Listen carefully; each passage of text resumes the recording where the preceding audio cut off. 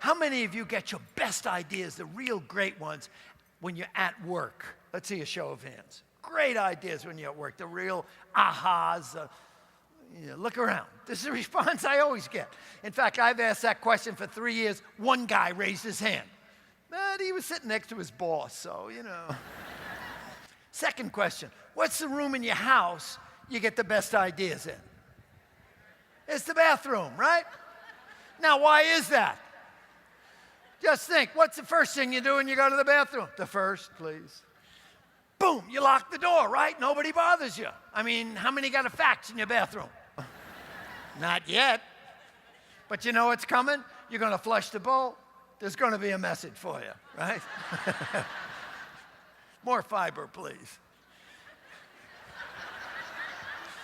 But anyway, I mean, one of the things that when I taught at Stanford, I taught innovation to executives. One of the things that we found is we did a study on where do people get their best ideas. Where do they get their best ideas?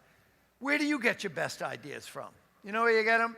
What we found, and you'll probably agree with this, when you're exercising, when you're napping, when you're driving your car, when you're taking a shower, when I worked at Marketplace for NPR, I'd be working on a little commentary, and I'd stop, and I'd go out for a run or a bike ride or something like that. And I always bring a little recorder with me. Because the thing about creativity, you read anything about it, you always get the best ideas when you least expect it. It's like the guy that I mentioned, the real estate guy, the broker. What did he do? He took some time out.